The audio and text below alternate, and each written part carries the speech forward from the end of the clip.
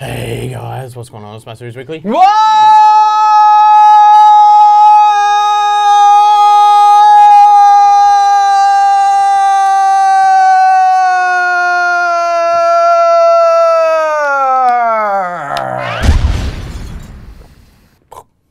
Another delicious intro to MassiveJoes Weekly Word episode 130. Neve. Turn your phone off. Phone's on silent, please, for this episode of MassiveJoes. How was the timing on it, though? Not good. Fuck. How you doing, brother? It was a Q&A at the fucking start. Yeah, why the fuck not? Well, we're shooting this, we're running this live on Facebook as well, and we just had a little bit of a, we start the Facebook live before we start the weekly word episode for YouTube. We were just having a discussion on Facebook, and we were talking about which side is better, and yeah, so I thought, fuck it, let's just keep talking. There we go. Topics of discussion, Neve. Back in stock, new products coming soon. Arnold Sports Festival, SARMs 101, AskNEVE. And? Storytime Neve. There's never a fucking good story. You got no stories? So we're skipping it again this week? You're leaving the viewers hanging, man. Well, you need to pick up on things I'm saying during the week, and then you can talk about it. And write them down for story time. Yeah, write them down. Because I just don't remember. Jam-packed episode of Weekly Word for you guys this week. It'll be our last Weekly Word before the Arnold Sports Festival Australia, so a whole lot of information for you guys regarding that as well. Big Nevos. Let's get straight into it. First topic of discussion, Neve. Back in stock. Look at, what is this? What is this thing on my head? It's fucking, that's not natty, mate. Fucking, that's no, not natty. it is. It's, I started core test again, and I've broken out in fucking pimples on my fucking face. You and Josh Blake are fucking look to be supplementing from the same cupboard at the moment. It's horrible because I shoot so many videos. If I get like a fucking pimple on my head, it's like fuck. Well, it's all right on Instagram. You can fucking, if you got a photo, you can sort of. You can like filter it? Filter it out. Fucking filter on YouTube. Anyway, I was going to show the viewers Robbie's finest work right here. We need to see him next week before the Arnold. Definitely. Don't we? Well, I leave Thursday night. You leave Wednesday night. I'm going to book in to see Rob Wednesday morning. Get Robbie's fresh. Chop Shot for them fresh cuts. That's a fresh. Yeah. First topic of discussion, Neve. Back in stock. Hit it, baby. So all the Team J apparel tees, all styles, colours, and stock. Who the fuck writes this shit? I don't know. Who's the proofreader? Bosch. Blame Bosch. Warehouse manager Bosch. All the Team J apparel in all sizes and colours are all back in stock. Not all the Team J apparel, the tees, mate. The tees. You fucking missed the key point in there. Mate, well, he made a mention of writing styles 17 times. All TMJ apparel tees are back in all styles, all colours, and all sizes. Everything TMJ apparel from a t-shirt perspective is back in this bitch. Yep. And that's it. Yep. Because we're not out of stock of a lot of shit, which is good. No, mate, which is good, yeah. Next topic of discussion, Neve. New products. So we've got the Owen cake bites. Yes. I don't really know what to say about those. I'm not really that big a fan, to be honest. I feel bad because James and Dean watch Weekly Word. Yeah, I know. And we never have anything good to say about Owen and BSN. We always have good things to say about the upcoming BSN test booster and optimum nutrition fat burner. So I did have them. I did like them. The issue is if I start having that shit, I just like my stomach gets digestive issues and it's not good. I'm the same thing. And the problem is it opens the floodgates to wanting just more shit and more sugar. Well, it's got sugar in there. I was going to say the problem with them is they actually taste too good. Yeah. And once you start, you can't stop. And you get a cake bite. Next minute, I'm scoffing out a 6-pack of cookies from Coles. Next minute, it turns into an entire cake. Yeah, it ain't no fucking bite about that thing. Exactly. Anyway, Owen cake bites in stock, available now in store or just online. Oh, that's a good one. I think just online. I don't think there's enough room in the retail stores to be having all the bars. There you go. Anyway. Online. So Ghost Way. Yes! Which is delicious. So we had the probably already sold out, to be honest, by the time this goes live. But we've got the blueberry, what was blueberry pancake? toaster pastry. Yep. With actual pieces of, it's like blueberry Pop-Tarts with actual pieces of Pop-Tart. You know, I'm a big fan of putting frozen blueberries in my my shake. You're like an all blueberry everything. I think if you could live on blueberries, you would. And I had the blueberries. You'd probably turn into a blueberry. I had the blueberry protein with my frozen blueberries yesterday. You did. Delicious. How was it? It was delicious. Did you know blueberries on the inside are not actually blue? What are they? They're white, or they're kind of like a creamy color, kind of like my skin. Go check them out next time. You'd be surprised. Like the inside of a blueberry. These just keep getting more and more informative, don't they? But most people don't know that because no one ever fucking cuts a blueberry. What was that flavour that Jack used to have? What? Remember Jack? There used to be a white blueberry, or it used to be a white. Remember that fucked up white flavour? Blue raspberry? Yeah. I think it was. Maybe that was right. And you took the piss out of it. Maybe it was because they were talking. It's not a blue raspberry, mate. It's a fucking blueberry. What's a blue raspberry? Anyway, back to Ghost Whey. Available, well, when it launched, not sure what's still in stock at the time this goes live, but cereal milk, peanut butter cereal milk, blueberry toaster pastry, There's a chocolate milk coming yet? Yeah, no. Chocolate milk is on its way. That hasn't come in yet. And everyone's going to ask about the fruity cereal milk that just launched over the weekend at the Arnold USA. Yeah. Probably won't be in Australia for a good 6 months. Yeah. I would say. But all the other flavours available. Peanut butter is delicious as well. So big fan. And I'm a big fan because it's got a thicker consistency. Yeah. A thicker texture than your average whey, which is delicious. Well, it's a blend. Yeah. So but still primarily isolate. But still, I mean, you look at like your Owen Whey. I hate to go back to Owen again, but Owen Whey is very not as thick. Thin, yeah, it's a thinner consistency. Staunch Whey Isolate. Yes, another new protein powder from our good man Callum von Moga. An isolate protein, not a blend, 100% isolate protein, available now in 3 flavours. Chalky milk. Callum von Mocha. Vanilla ice cream. And caramel von Mocha. Oh, caramel. Which is fucking delicious. I had it for the first time the other night. Amazing. How have you and Bosch had it and none of us have had it? Because I own the company, so if I feel like grabbing a tub from the warehouse, and you let your little bum buddy Josh have one. No, because what happened was I took it home. Did you make him suck it straight out of the hose, or what? I took it home to the casa on. It launched Wednesday morning. I took it home Tuesday night because I wanted to try it for the first time live on Instagram and show Instagram what was up. And then so I brought it back to HQ. I had it in the back of the Team MassiveJoes HQ Hummer. And then Bosch and I went and trained, and we finished training, and it was in the back of the Hummer. And Bosch was like, "Ooh, caramel von Mocha." I was like, "Help yourself, man." Okay. So that's how it happens. Good things happen when you train with CEO Joe. Seems that way. Yeah, it does. Blessed Plant Protein. Yes, the new vegan plant protein from EHP Labs, their sister brand, which is a fancy way of saying their brand. Yep. Blessed or blessed, however you want to pronounce it. Plant-based protein. It's a pea isolate.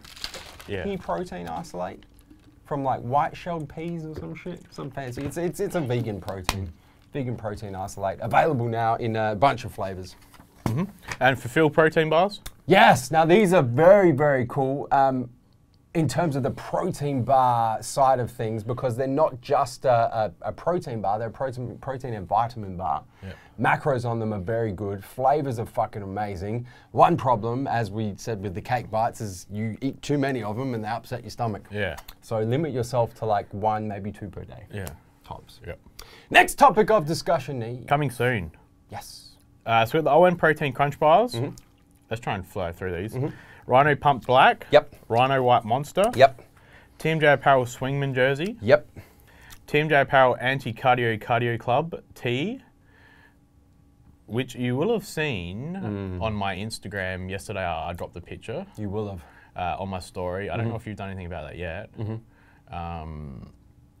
You want add anything here? No, I just want to say it's launching at the Arnold. As to the other things you're about to go through, and we're about to chat about the Arnold anyway, so just rapid fire them.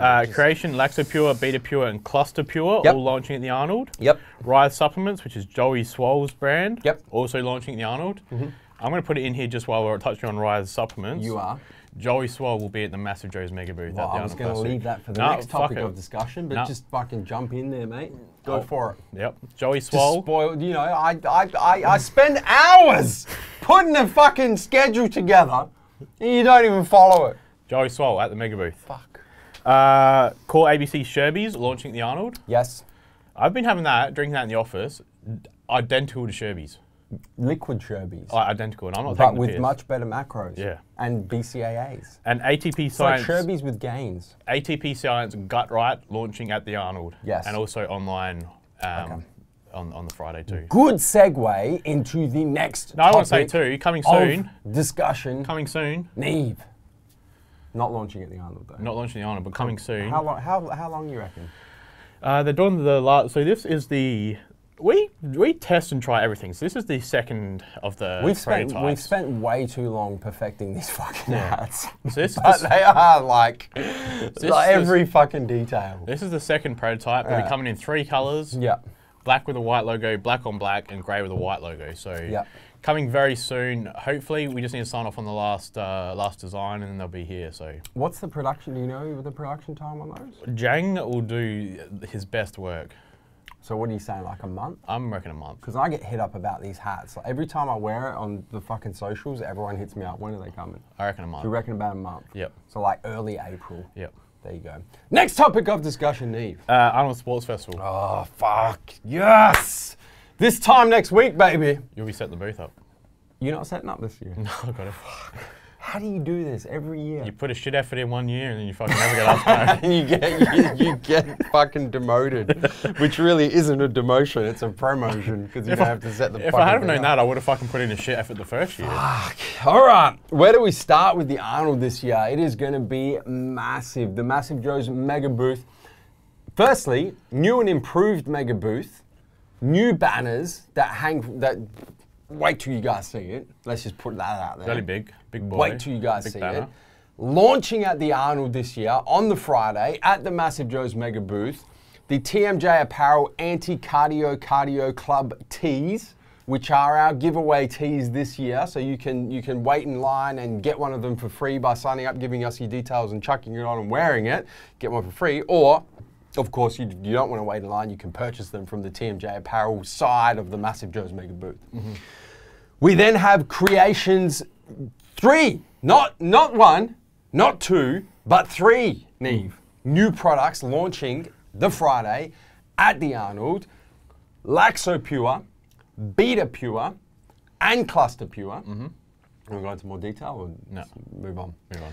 We have Rise, Joey Swole's supplement line, launching Friday at the Arnold, the pre-workout, and the BCAA EAA product.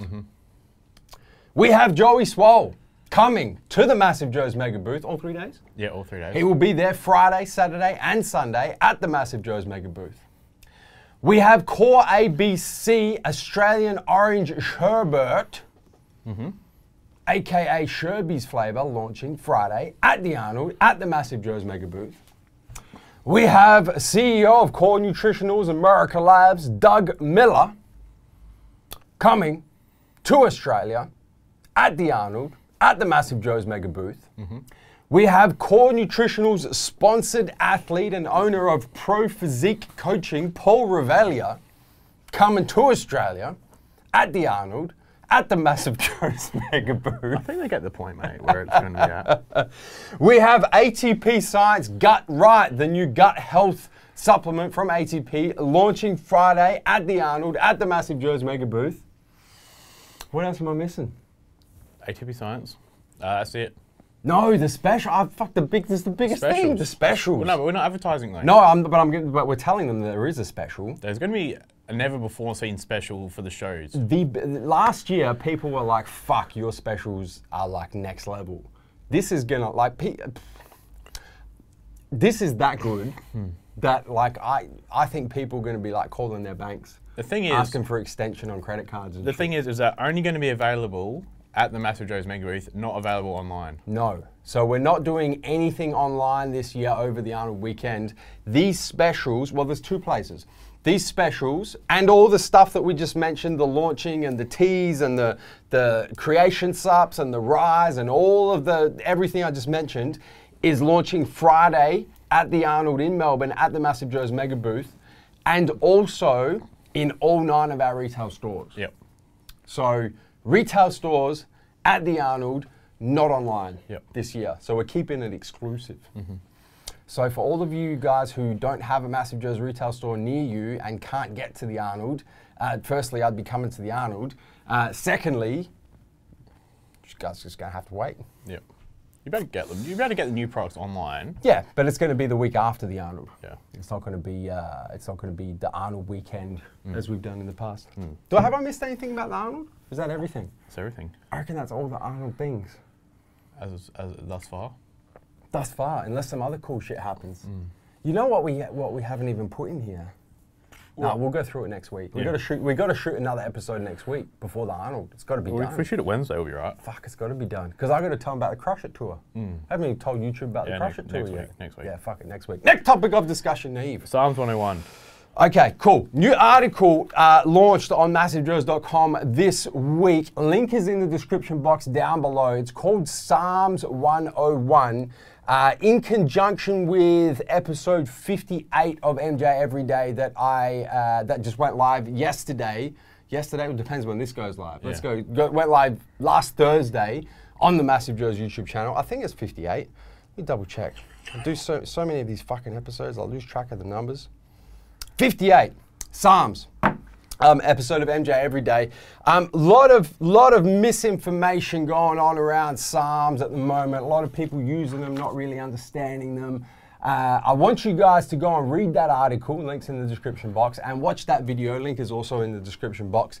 A whole lot of factual information that we're putting out into cyberspace on SARMs because no one is doing a good job of it at the moment.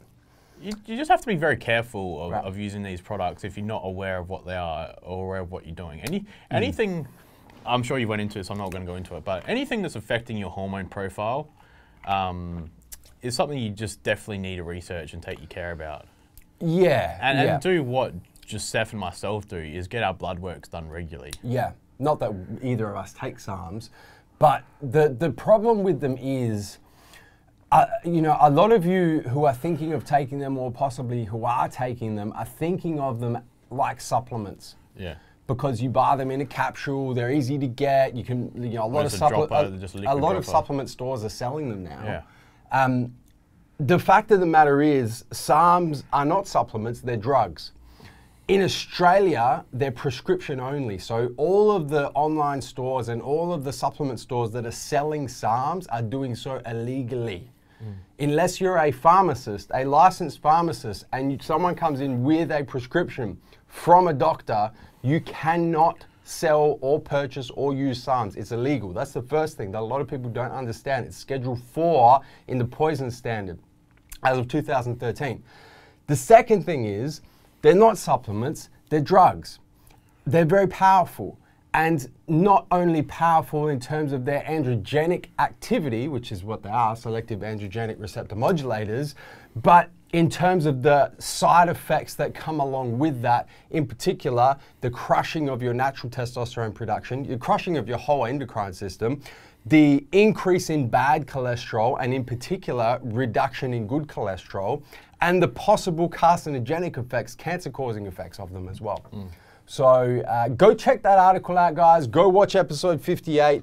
We're trying to put out as much good information as we possibly can. At the end of the day, it's your body. You do what the fuck you want to do with your own body. Like, it doesn't affect me, it doesn't affect you, but it's going to affect you. So make sure that you have all the information at your disposal before you go and start doing things to your body, so you understand the risks and you can make your own decision on whether the rewards outweigh the risks. Because there's not enough discussion about the risks. Everyone's talking about fucking, what's it called, Ostarine? Yep. And all these other fucking SARMs. MK677. All that shit, and people making these amazing gains, and everyone's propping them up, and no one's talking about the risks. No one's talking about the side effects, and that's what we're trying to do. So, boom. Next topic of discussion, Neve. AskNEVE. We've got 23 questions for AskNEVE this week, but we made executive decisions last week, didn't we, Neve?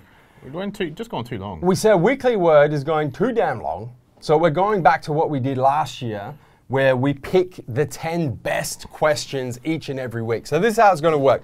We're going to pick the 10 best questions that we think are the best beforehand, and those are the 10 we're going to go through.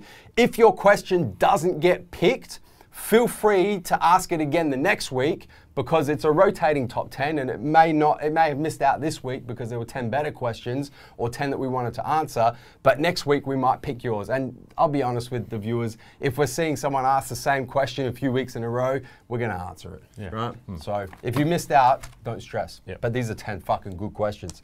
Jacob Kinley. Hey boys, Jacob from Queensland. My rear delts are lacking in comparison to my other shoulder heads. When training shoulders, I hit my rear delts first. I've only started doing this for about 6 weeks now. He's been following my workouts. It's good to see. Could you big boys please share some exercises you both do that I could incorporate into my workouts to better improve my rear delts? I train shoulders 2 to 3 times a week with 3 to 4 exercises for each head.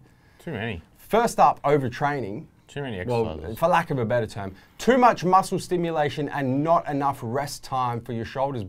Bro, 2 to 3 times a week, so you're doing 9 to 12 exercises 2 to 3 times a week. That's way too fucking much, and that's direct training. Think about the indirect when you train chest and back and arms. You're getting an indirect in there. You're not giving your shoulders enough time to rest, recover, and build. I hit shoulders last night, and my shoulders are arguably one of my better body parts, and I hit 4 exercises, like for the whole entire workout. I'm the same as you. Shoulders are one of my stronger body parts. I train them once a week, and I usually hit 4 or 5 exercises. I did for the whole workout, not per head. Sorry. I did 2 rear delt exercises, 2 side delt exercises, and 1 pressing movement. So yeah, so first up, Jacob, from both of us, man, like you train shoulders once a week. If you're trying to bring them up twice a week, but like go, you shouldn't be able to do fucking 12 exercises for sure. Like it's important. No. Your shoulders should be that rooted after 4 or 5 that you're like, man, it's time to go home. Yep. You know what I'm saying? But back to the question. In terms of exercises, rear delt exercises. My favorite to always start with is the rear, like the pec deck, the rear pec deck, rear pec fly. Cool. I just get that nice and light, just get that mind muscle. It's good because for the mind muscle contraction and just warming up. I like doing that.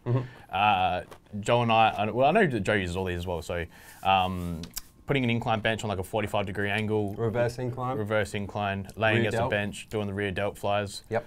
What about the same bench setup with the downhill skiing? Yeah, downhill skiing. Yep. So instead of flying out like this, you kind of pull your elbows back towards. A very good one that I've done with that one is you do 1 in front, 1 to the side, 1 back, 1 to the side, 1 to the front. You keep going around. That's a fucking killer. Yep. Just setting the cable, so it's like a rear delt fly, but setting the cables up at shoulder height and doing your rear delt flies with just the cables. Yep. There's one more I was going to say. Face pulls. I do face pulls. I like face pulls. Big fan of face pulls. High green style, bent over, parallel bent over, wide grip, barbell rows up towards your chin. Yep. Fire. So yeah, any of those. A whole heap there for you, Jacob. Will Patrick, good day, you very big boys. Will here from the ADL. What's happening, Will? In your MJ Everyday push-pull legs versus bro split hose, you talked about how you can really only do maybe 2 exercises each for chest, tries, shoulders on a push day. So like 6 exercises in total. That's correct. If you are doing push-pull legs, what is the best way to go about your push day? For example, what exercises would you hit? Should you superset all your chest tries and then finish with shoulders? As someone who's been lifting for a while, but mostly on bro split, barring a few chest tries or try by days, I'm very keen to learn the best way to go about a push-pull leg split so I can give it a go for a while and see if it maybe fits my lifestyle better. Cheers, you fucking legends. As always, stay massive. So the way that I structure my workouts, in terms of what muscle groups I'm going to train, I constantly switch it up. So some days I'll do chest, chest, chest, shoulder, shoulder, try, or chest, chest, shoulder, shoulder. Some days it'll be chest, try, shoulder. Some days it'll be shoulder, try, chest, and do them in groups like that way, but always changing up the first target muscle. Yeah. Some days I'll hit triceps first, some days I'll hit shoulders first. Yeah. Some days I'll do shoulder, tricep, chest, shoulder, tricep, chest. So it's never the same workout 2 weeks in a row. Yeah. In terms of how do I select my exercises, I always pick at least 1 compound and 1 isolation movement for every exercise. Yeah. So for chest, that could be like an incline dumbbell bench press and then a incline dumbbell fly or a dumbbell fly. For shoulders, it could be a barbell shoulder press with a dumbbell side raises. Tries, it could be heavy weighted dips with a rope press down. So always a compound and an isolation movement on both. Boom. You are the expert on push-pull legs. Daniel Burgos. Hey fellas, what's up? Daniel from Melbourne, in Australia, of course, where we're headed to this time next week. You spoke about guys having fat around the lower back and abdomen being predominantly due to elevated estrogen levels. And these have always been problem areas for me. I've used core burn in the past when cutting and had decent results, but have never been able to quite lose all the fat around my lower back. As a poor uni student that doesn't have a lot of spare cash for subs, which would be better for me to invest in once and for all to lose that body fat? Core hard or core burn? P.S. I've been going to F45 5 to 6 days a week for about a month and have seen some improvements thus far. Just looking for something to help me get shredded as fuck. Cheers, boys. Love your work. Kiss, kiss. Actually threw a kiss, kiss. Nice, nice. I'm a fan of that. Love straight. How do you do love hard like that? Straight back at him? Yep. If I had to pick one, it'd be definitely core hard. I would say exactly the same thing, man. I mean, core hard's going to help in all facets of your training or whatever your goals are, whether it is building muscle because of a lower estrogen level. It's going to obviously help reduce those estrogen dominant areas.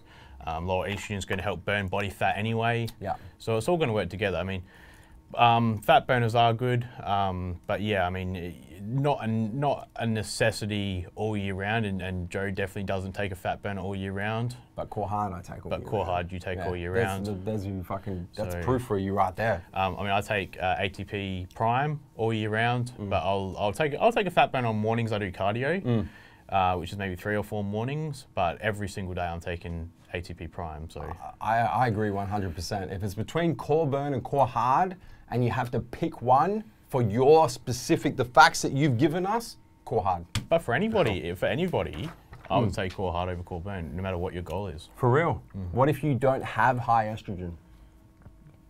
I haven't seen too many guys in today's society. You think it's an epidemic? In today's society, I think you'll be very, very, unless you are a genetic freak. You know, I'm just going to elaborate on this. Who do you know? Like, who do you know?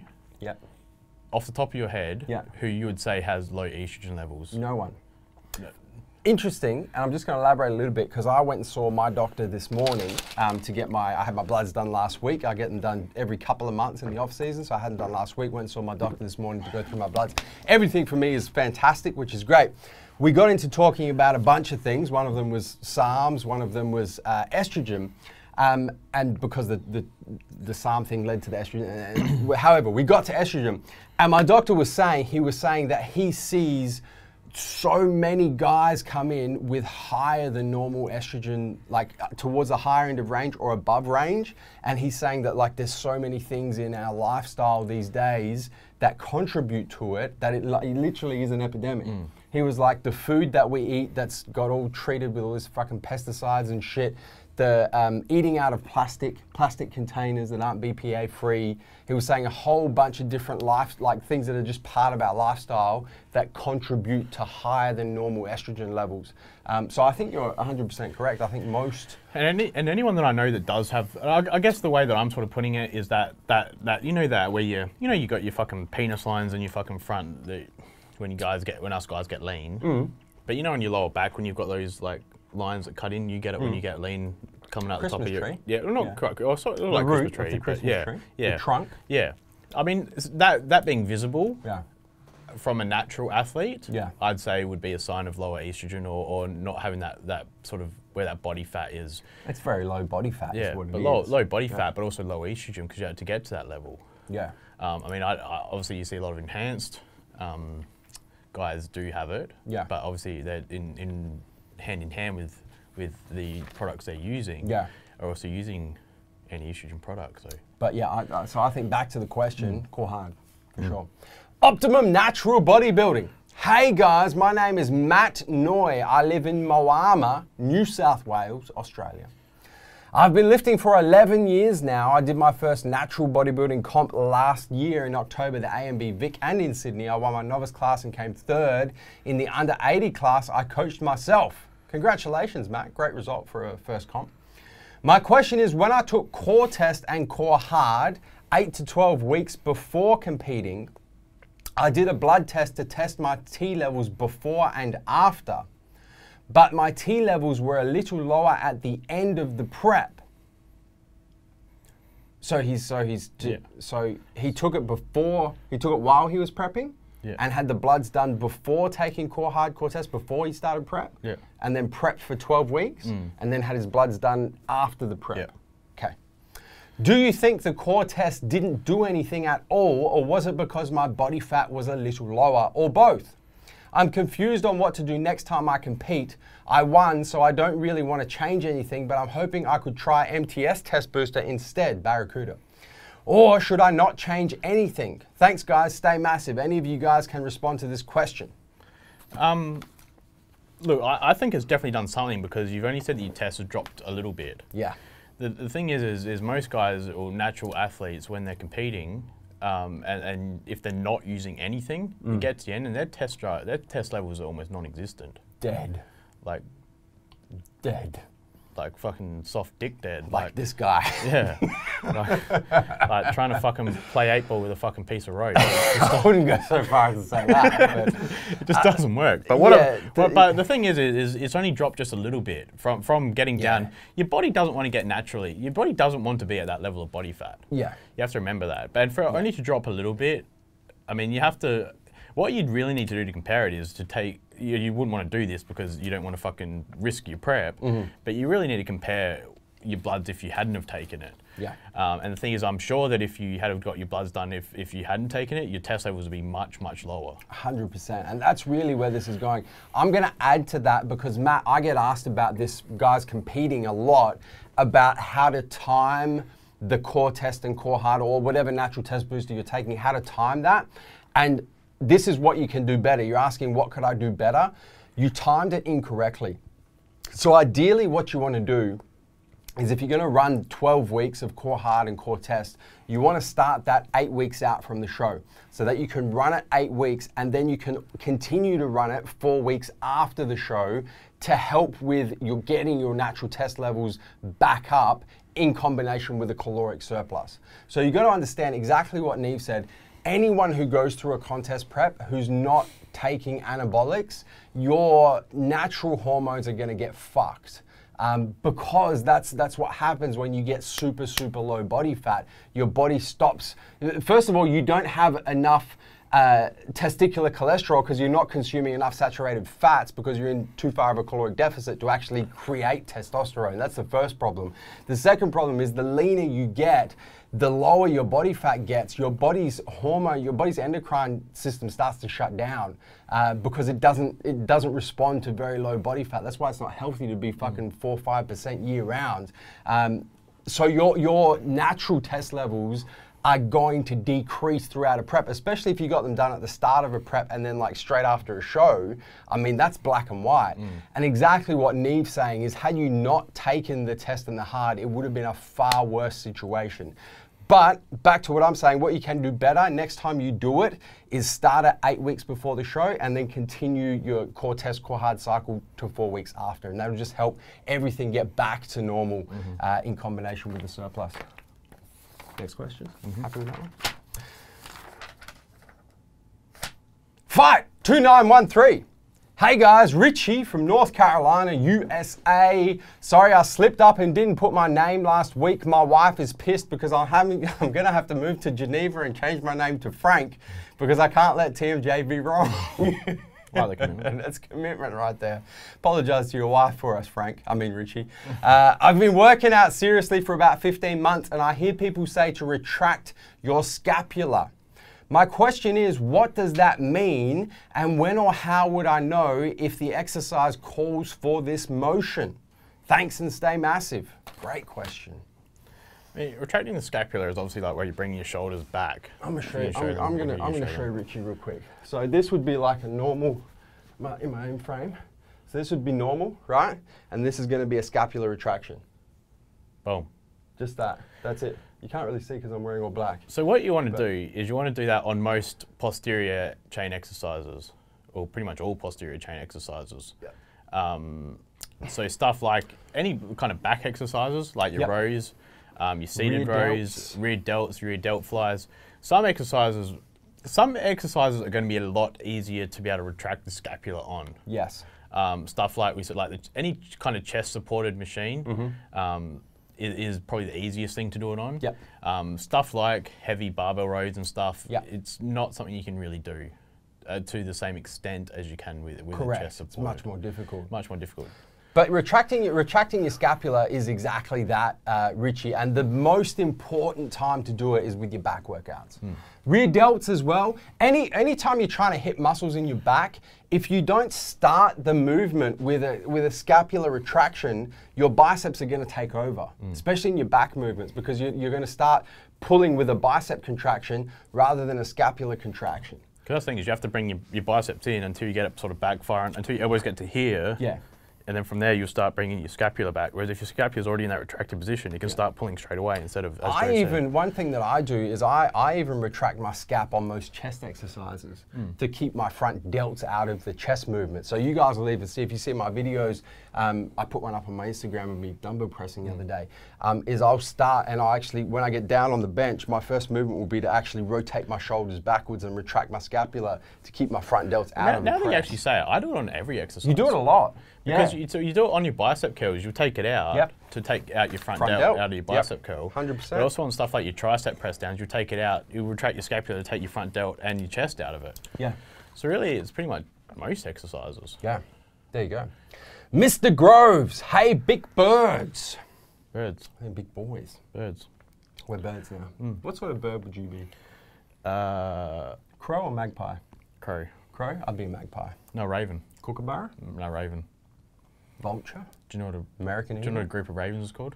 I do know what a group of ravens is called. No, I've lost it. An unkindness. Yes, that's the one. Unkindness. Mr. Groves from Brisbane, Queensland in Australia. I work hard and go ham in the gym every day. This question is in terms of building muscle. Is working a muscle to the point where the muscle has a burning sensation the best way to stimulate the muscle and force it to grow? Or are there other and more beneficial methods to do this? Currently, I go as heavy as possible with isolated exercises and feel like I'm slow cooking my meat, and my chosen muscle that I'm training feels like it's going to explode. Yeah, well, I mean, that's the thing, is you want to take it to fatigue and take it to failure on most exercises. So. The thing is, man, is if you're not giving the muscle a reason to adapt, a reason to heal and grow and become bigger, it ain't going to do it. That's when you're in the gym, is when you're tearing the muscle apart. It's the whole principle of progressive overload. If you're not taking the muscle to failure as a minimum or past failure, the muscle has no reason to adapt because you're doing the same shit. So yeah. Yep. You have to go ham. You're doing the right thing, Mr. Groves, so keep it up. Steezen, hey guys, James from WA in Australia. I just wanted to know the positive and negatives associated with clean eating in comparison to eating whatever the fuck you want. For example, eating chicken, rice and veggies, or on the other hand, eating KFC or dirty takeaway. What impact will this have on gains? Will you still make the same amount of gains regardless of what you decide to eat? I know you are more likely to gain weight and have shitty skin, but is that the only negatives with eating this dirty shit? I mean, there's a lot of negatives. Probably you in terms of but you're in the gym, so the main negative is going to be your body composition. Yeah. I mean, we've all been there. We've all done that dirty bulk once or twice before. It never ends well. Delicious at the time. You think you're a fucking big soldier, but then you look back and wish that someone had just taken a photo of you and showed you. You need a drink? Let me take over while Neve has a quick drink break. I'm going to take a hypothetical here. Because most people who watch this will understand that if you're trying to compare the macronutrients in KFC and fast food compared to whole foods, it's going to be much easier to get the macros you want from whole foods than it is from dirty takeaway. Dirty takeaways tend to be much higher in fat, saturated fats. Salt is a whole different thing, but much lower in protein, much higher in carbohydrates, and in particular simple sugars. So let's take a hypothetical. And let's say that you can get the exact same macros that you're trying to achieve from eating clean, wholesome foods like chicken, rice, steak, green veggies, whatever the fuck you want. The exact same macros as eating KFC every day. Yeah. Which one would you go down and why?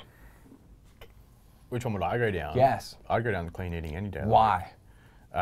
Because of the hormonal responses from eating that shitty food. Yep. Remember, the macros are the same. Macros are the same. They're not though.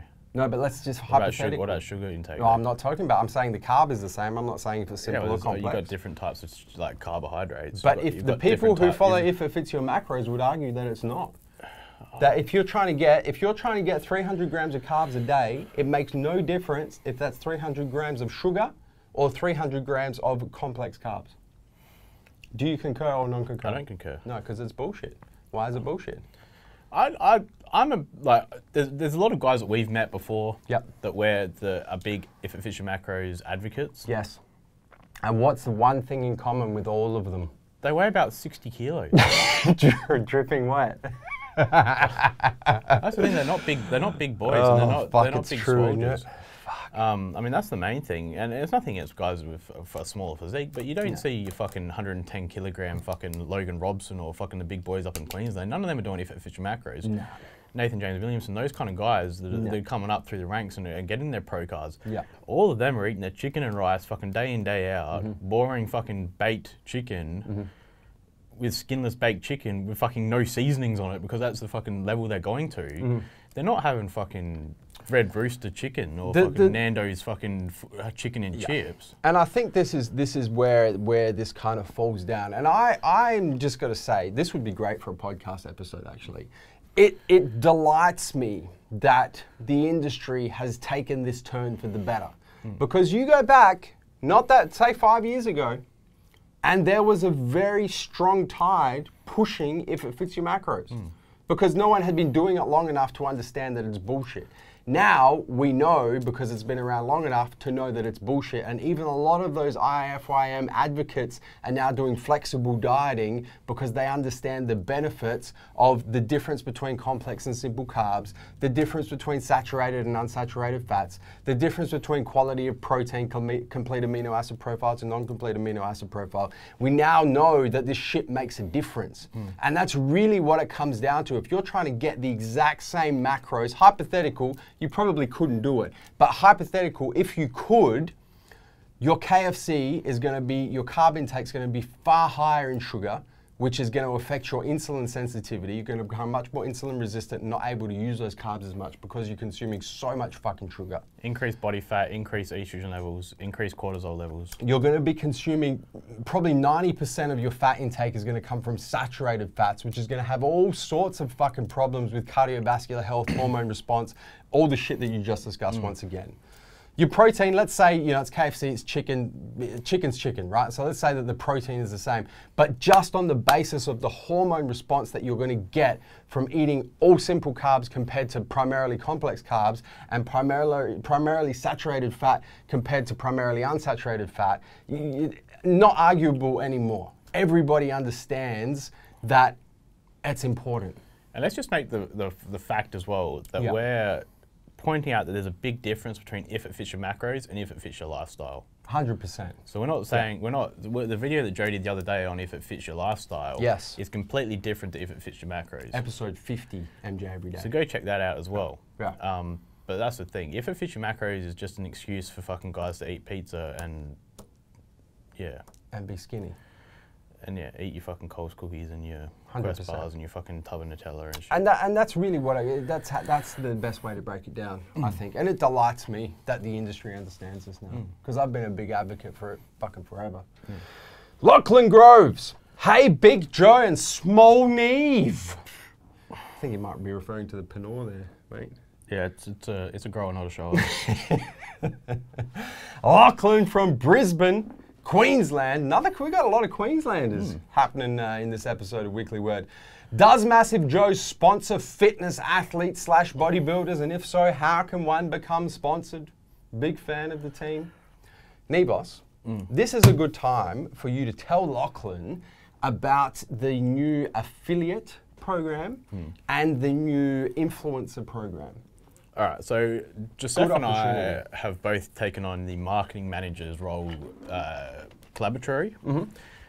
So we've, with this month actually, so the first 10 days, we've flipped our brand ambassador program on its head.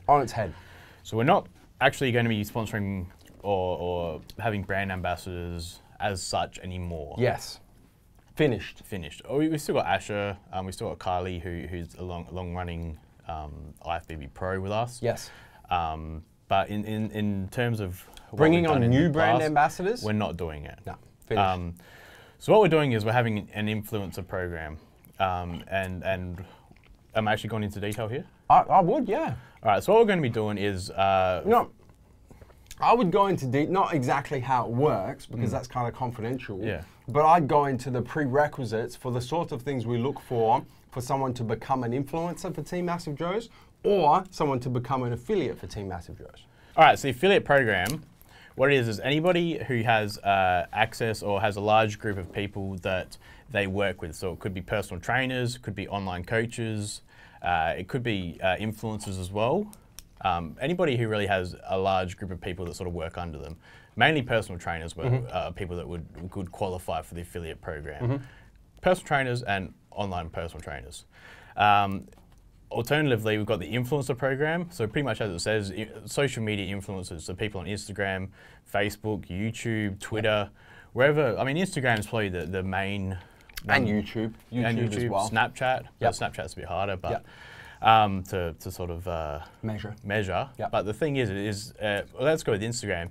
Is anyone who has, I guess, a larger social media following, who hasn't bought their followers, who are actually legit. And we have ways of checking YouTube. We do. Don't you worry. We are all going. It's embarrassing most of the time. Anyone who's running like those unfollow, follow, unfollow things where they follow 1,000 people bots, one day, all sorts of shit. Unfollow 1,000 people the next day, follow 2,000 people, unfollow 2,000 people. Yeah, we can see that. It's fucking easy to see. When your graph goes like you're looking at you're looking at the stock exchange. Like you're looking at Bitcoin. Yeah, pretty much. And yeah, when you're looking at it's like a chart like that, it's very easy to say that you've just bought this amount of followers, your followers will drop back down because the fucking bots or the fucking fake accounts have been deleted. Yeah. You bought more, got deleted, bought more. There should be a nice consistent growth in your Instagram page. Yes. Those kind of things are things we're looking for. So if you think you're an influencer, or you want to be an affiliate, hit me up. Actually, hit me up directly if you like. Hit me up at steve@massivejoes.com. Yes. For both. If you think that you are suitable for the affiliate program, or if you think you're suitable for the influencer program, I mean, you'll have a look at everyone who writes on in, and we'll tell you whether or not we think you're suitable. And then we can go from there. Yeah. I think that answers. How would you break down real quickly, in your words, the difference between the affiliate and the influencer program?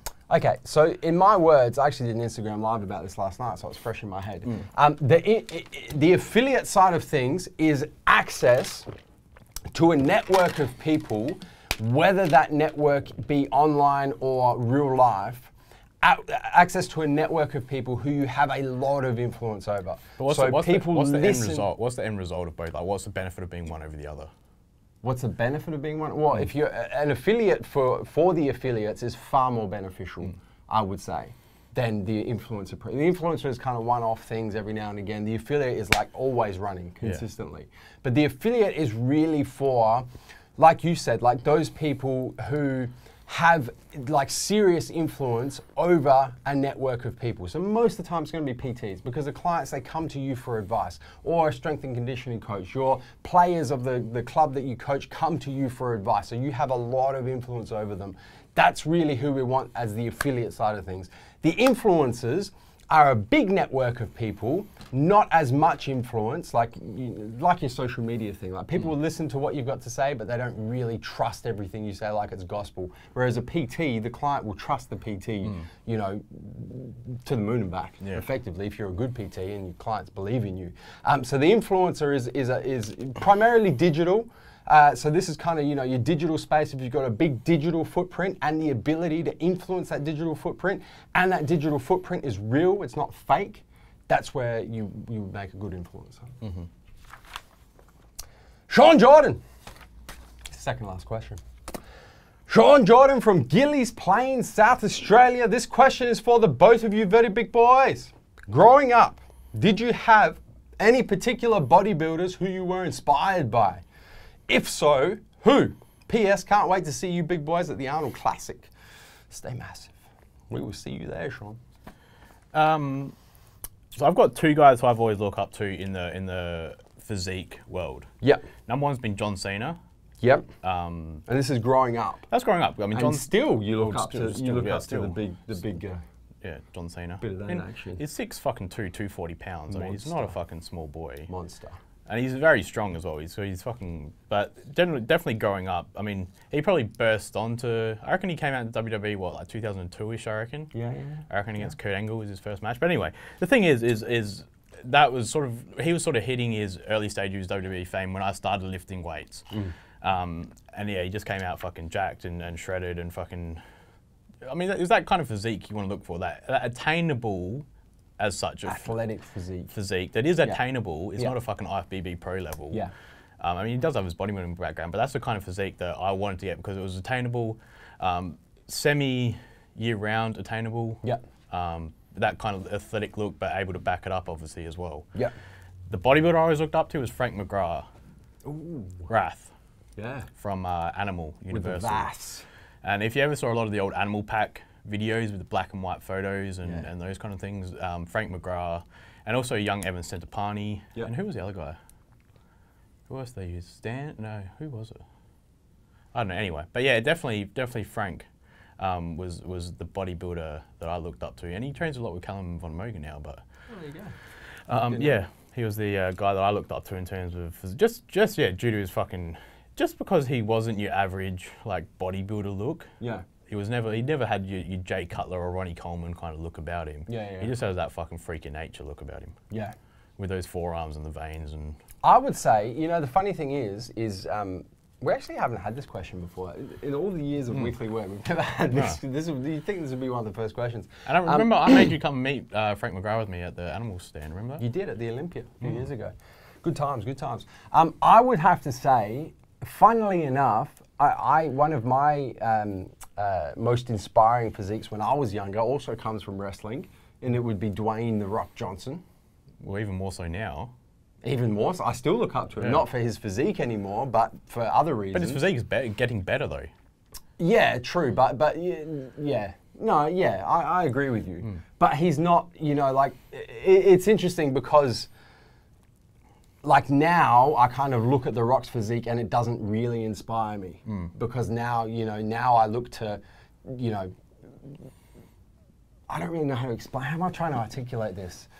I don't want it to come across as in I'm saying The Rock's got a bad physique because he doesn't. It's amazing, but I'd say like my expectation of physique has since I was younger is like, you know, far improved. So now the thing is, The Rock when he takes his shirt off, he's got fucking big shoulders, big delts, big everything, but he's not that aesthetic. He's not aesthetic fucking. That's what I'm trying to say. I'm not articulating, but now like I don't really look up to guys. I look to guys who I'm going to compete against on the men's physique pro stage and who I want to beat.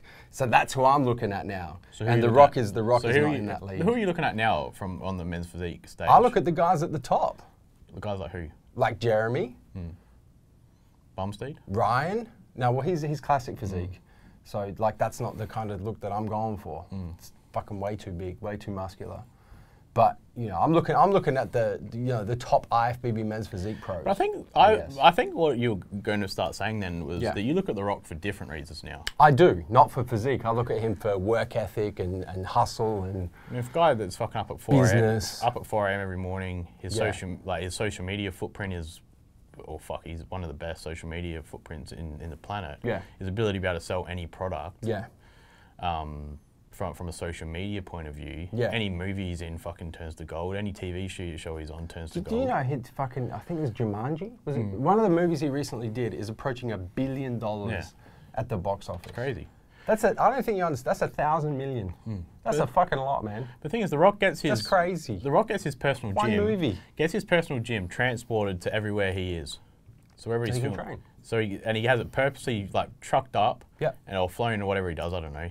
And it gets set up his own private gym wherever he's fucking training. That's a beautiful. But he's up at 4 a.m. Does his cardio. Has breakfast. Then does his weights. Has his post-workout shake, gets on a day, and that's what's at 7 o'clock. He's fucking starting his day. So. And then back to the question, because we're a bit off topic now. But then, so I'm going to pick a bodybuilder as well, because you picked a wrestler. I picked a wrestler. You picked a few bodybuilders. I'm going to pick one bodybuilder. For me, when I was younger, it was Arnold, for sure. And now I still look up to Arnold, but obviously not for his physique, because he's 70. but for other reasons as well. So it's funny that the guys I looked up to when I was younger, aesthetically, from a physique perspective, I now look up to for business reasons. But I mean, I guess John Cena's the same as I am as well, in terms of business reasons. Yeah. I mean, he's done the most Make-A-Wish foundations out of any person in the world. Yeah. I mean, obviously a hard worker. He's on the fucking road 300 days a week. Still manages to eat and train and look like a fucking animal. Beast. Yeah, and yeah, obviously now moving into movies, and so he's definitely obviously got the work ethic down. So big Neve, boss. Last question. Not going to Barney Ong. Barney forgot to send a question in. According to Tim. Can I fucking call Barney out? According to our IT professional, Tim Turner. No, I'm going to call Barney out. Fuck you, Barney. Barney Unbelievable. Hasn't got a video, hasn't got a question this week. Yeah. This morning, messaged me. Yeah. To ask for free tickets to the Arnold. Oh my God. You've got to be fucking kidding me. You know what the worst thing is? You're probably going to give them to him anyway. And he didn't even know.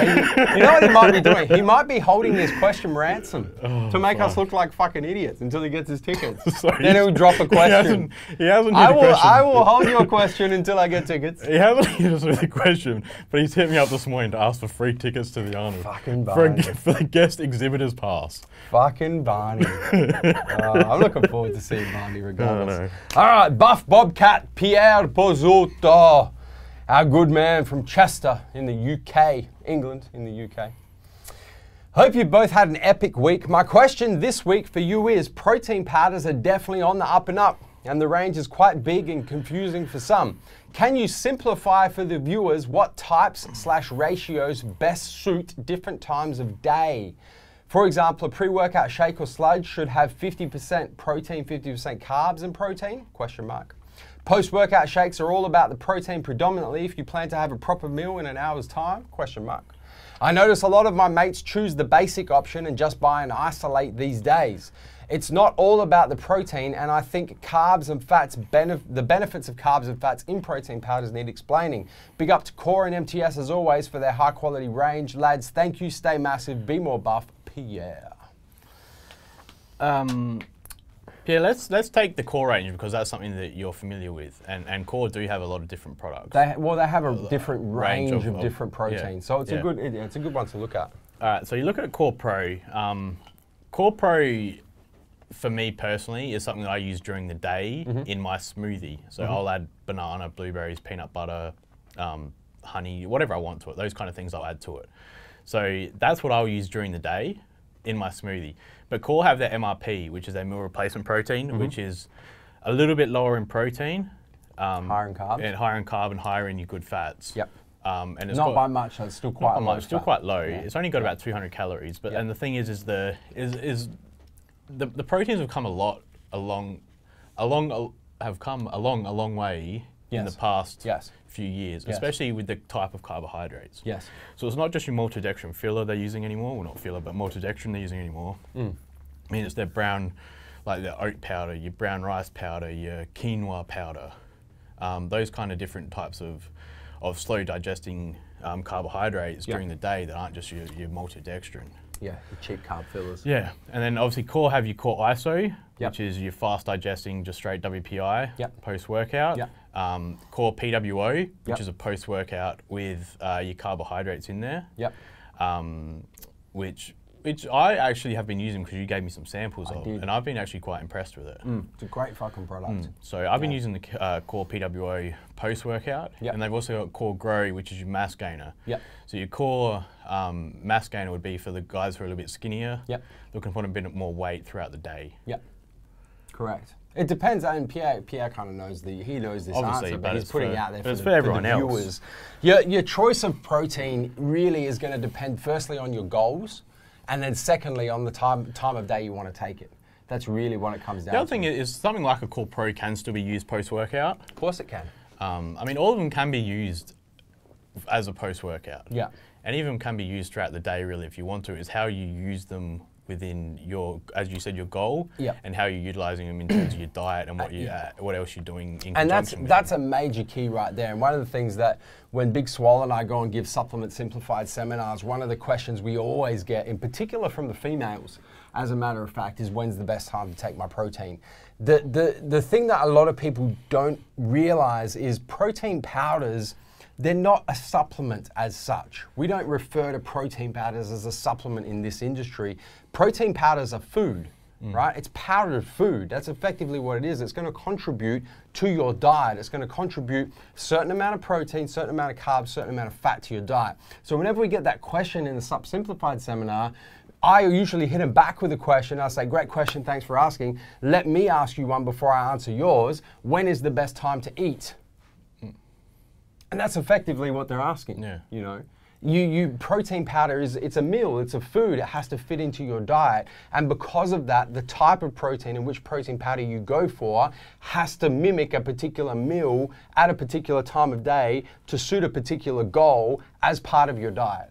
The thing is as well, and just carrying on as well, is you need to look at what use your protein is and how that type of protein is going to affect, or what use that protein is going to have. Yeah. So something like if you're having in the morning, you're having your oats, or you're having whatever you're mixing, you're having your waffles. Yeah. You're not going to put a core iso into your waffles or into your oats first thing in the morning as your breakfast. Yeah. Because you don't need that rapidly fast digesting protein. Yep. You don't need that you're paying too much. You could get away with a core pro. Yeah. So same as a core PWO, you wouldn't use that post-workout, as the name suggests, is you'd only have that post-workout. You wouldn't have that in your oats or your smoothies. This is a great question, because it's difficult for us to answer, Pierre, without looking at an individual situation, requirements, and needs. This is why people come to a store like Massive Joe's to get advice. It really is. Because without you giving us an exact example, this is this person, this is what their diet looks like, this is the goal they're trying to achieve, this is what meal they want to get a protein powder in. It's very difficult for us to answer this question generally. But you know what this also highlights? What's that? Is how fucking great core is. Core is amazing. By having a type of protein for every type of need or time of the day or want. 100%. Whereas when you look at let's just go to Ghost or Staunch, I know they're new brands, new products. One product. But they've only got one whey protein, whereas Core have, 5 there? Yeah. For all different uses. Crazy. So, I mean, I'm going to put it out there as a blanket rule. Yep. If you wanted one core product, yep, one core protein, yep, like to get you through, you didn't want to have 5 different, what would you have? If I had to pick one, fuck. To cover all bases, I'd go Core Pro. Same. Yeah. I have to. Because then I could use it in my breakfast, as part of my breakfast. I could use it as a pre-workout if I needed to. I could use it as a post. It's not ideal, but I could use it as a post. I could use it before bed. Yeah. So I'd go Core Pro if I had to pick one. Yeah. Big Neve boss. Are we doing story time with Neve? I haven't got anything, no. Got nothing. Do you have anything else you'd like to add? Before I tell the viewers to hit the subscribe button, subscribe to our YouTube channel, turn your post notifications on so you don't miss a beat. To the Massive, on the Massive, I fucked that outro up. Let's try that one again. You know what the worst thing is? What? I shoot MJ every day. I was going to say, you don't... So I do this outro every day, and I just fucked it up. I was going to say, I haven't heard you fuck up the outro in a long time. I don't. I never fuck up the outro. Turn your post notifications on, both on your mobile, your cell phone, and your desktop PC, so you don't miss a beat when it comes to the MassiveJoes YouTube channel. That was better. Better. Until next week, Big Nevos. I just want to say as well, this is probably the perfect time as well to make sure that you're following MassiveJoes on the socials, Instagram and Snapchat. Following Joseph Mencel and @Neve movement on Instagram for any special giveaways, etc., etc. That's a little clue there that you might not be seeing anywhere else. So make sure you're following both of us on the socials, plus the MassiveJoes on the socials, MassiveJoes on Snapchat. It's on, baby. You guys don't want to miss this shit. Until next week, where we coming to and from Neve. MassiveJoes.com. Stay massive.